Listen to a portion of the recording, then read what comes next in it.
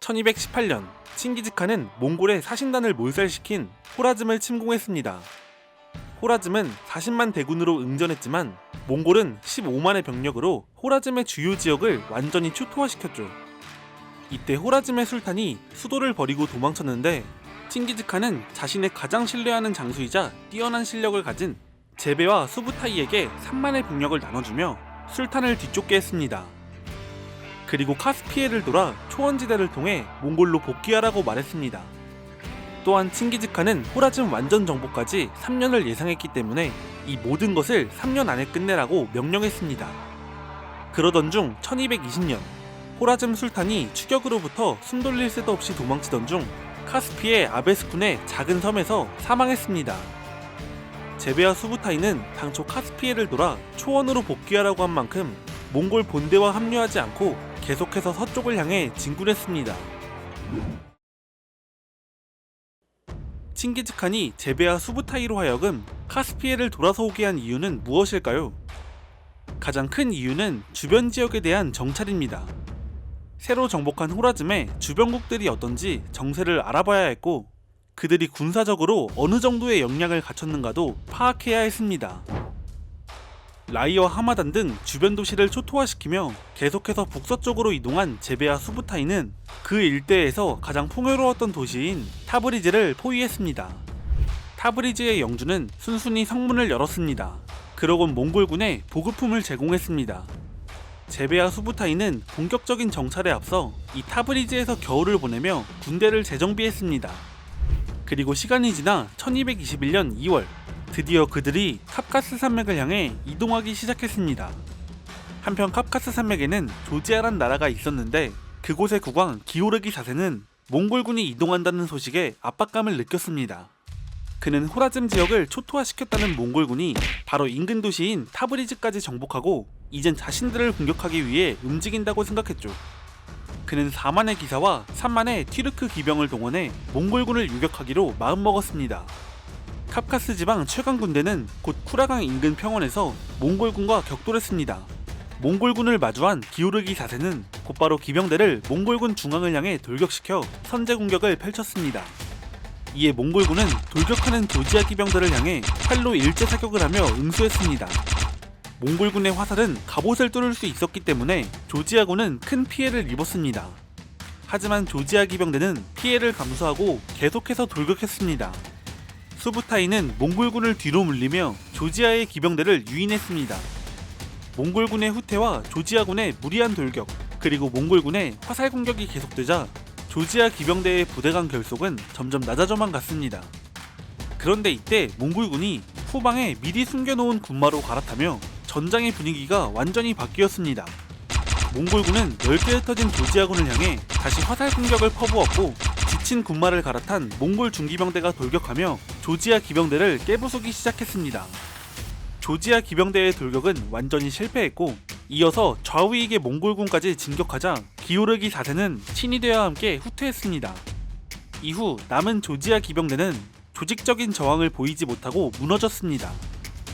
조지아의 국왕은 몽골군으로부터 수도 티플리스를 지키기 위해 잔존병을 이끌고 농성을 준비했습니다.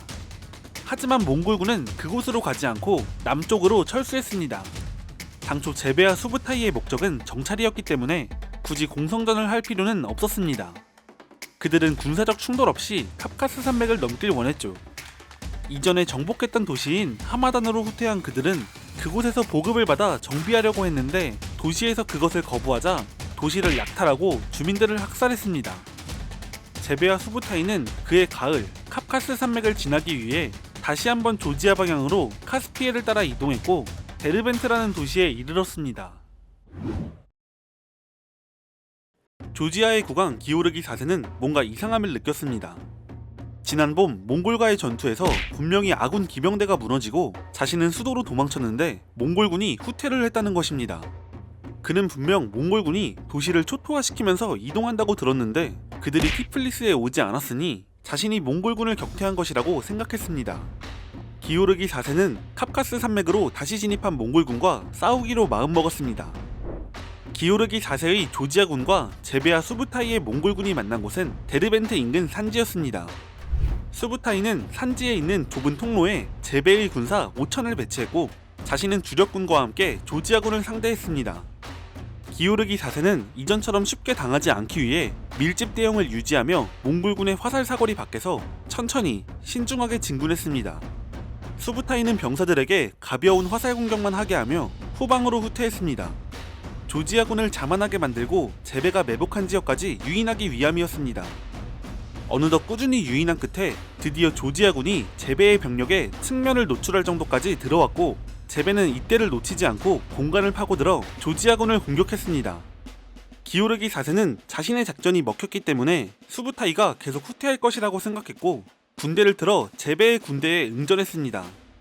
하지만 그 순간 후퇴하던 수부타이의 부대가 그대로 반전해 조지아군을 공격했습니다. 조지아군은 순식간에 붕괴했습니다. 기오르기 4세는 일부 호위병과 탈출했지만 대부분의 병력이 날아가 사실상 전멸했습니다. 수부타이가 이끄는 산말의 정찰대와의 두 번의 전투로 인해 조지아는 5차 십자군을 지원할 예정이던 병력이 소멸했습니다. 드디어 카카스 산맥을 넘은 제베와 수부타이는 이제 초원길을 따라 몽골로 복귀하는 일만 남았습니다. 하지만 산맥 너머에서도 제베와 수부타이를 막아선 군대가 있었습니다. 당시 산맥 너머 초원 지역은 알란족과 킵차크 투르크족의 영역이었는데 정교회를 믿던 알란족은 조지아 다음이 자신들의 차례라고 생각했습니다. 킵차크 투르크족은 호라즘에서 칭기즈칸에게 학살당한 칸글리족과 혈족 관계이며 제베와 수부타이가 격파한 조지아 왕실 근위대도 킵차크 일파였습니다. 그리고 볼가강 인근 목초지를 두고 이전부터 몽골과 갈등이 있기도 했죠. 때문에 이 둘은 서로 연합했고 카카스의 여러 산악 부족과 함께 회군하려는 몽골군을 포위했습니다. 포위당한 몽골군은 먼저 언어가 통하고 종교가 비슷했던 킵차크족에게 많은 뇌물을 건네며 그들을 회유했습니다. 이렇게 적을 쪼갠 몽골군은 남은 각 세력을 각계 격파했습니다. 물론 킵차크 투르크족도 공격했습니다. 그들에게는 회유하기 위해 건넸던 뇌물의 2배 이상을 약탈했습니다. 몽골군은 초원지대로 진입해 군대를 정비했습니다. 한편 킵차크 족장 쿠테는 자신의 사위인 갈리치아 공작 무세티슬라프에게로 도망갔습니다. 갈리치아는 오늘날 러시아의 전신인 키예프 루스에 속하는 공국인데 여기서 키예프 루스는 키예프 공국을 중심으로 하는 여러 공국들의 느슨한 연합체였습니다. 킵차크 족장은 그곳에서 키예프 루스의 여러 공작들에게 몽골군에 대해 전하며 그들과 전쟁할 것을 요청했습니다. 군대를 정비한 제베와 수부타이는 이어서 도망친 킵차크 족장의 무리를 추격했습니다. 수부타이는 아조프의 방면으로, 제베는 돈강 방면으로 족장을 추적했고 그 과정에서 정찰과 정보 수집을 했습니다. 이때 수부타이는 크림반도에서 베네치아 상인을 만나게 되는데요. 여기서 상인들과 한 가지 거래를 했습니다. 베네치아 상인들이 키예프 루스, 헝가리, 폴란드 등 자신들이 방문한 나라에 각종 정보를 제공하기로 했고 대신 몽골은 거쳐가는 곳의 교역소를 모두 파괴해 베네치아 상인이 독점하도록 돕기로 했습니다. 그러면서 수부타이는 크림반도에 있는 제노바 공화국의 식민도시 수닥을 급습했고 계속해서 정보를 수집했습니다. 한편 키예프루스의 공작들은 이전까지 킵차크족과 대립했기 때문에 쉽게 출병하지 않았습니다. 그러나 곧 몽골군이 인근 지역을 누비고 다닌다는 소식이 전해졌고 결국 군을 모았습니다. 키예프루스의 대공과 공작들의 군대가 모이니 약 8만 명 규모의 연합군이 결성되었습니다. 이것을 본 수부타이는 키예프루스에 사신을 보내 귀국에는 원한이 없으니 우리와 킵차크족의 일에 관여하지 말 것을 요구했는데 이것은 키예프루스와 킵차크족을 갈라놓기 위한 술책이었습니다. 하지만 키예프 대공은 킵차크족에게 있던 일을 알았기 때문에 몽골 사신을 그냥 처형했습니다. 키예프루스의 8만 연합군은 약 2만 명 정도였던 몽골군을 추격했습니다. 제베와 수부타이는 여러 방향에서 공격해오는 적의 포위를 피하기 위해 동쪽으로 이동했습니다. 그리고 추격하는 적을 견제하기 위해 천여 명의 분견대를 남기고 드네프르 강을 도하했는데 선봉에서 진격하던 갈리치아 공이 그들을 접전 끝에 섬멸하고 몽골군을 맹추격했습니다. 드디어 1223년 5월 31일 그들은 칼가강에서 만났습니다. 갈리치아 공은 후방에 있는 다른 공작들이 올 때까지 기다리지 않고 자신의 군대와 킵차크족 기병을 이끌고 돌격했습니다. 뒤늦게 도착한 키예프루스의 다른 공작들도 그 뒤를 따라서 돌격했습니다.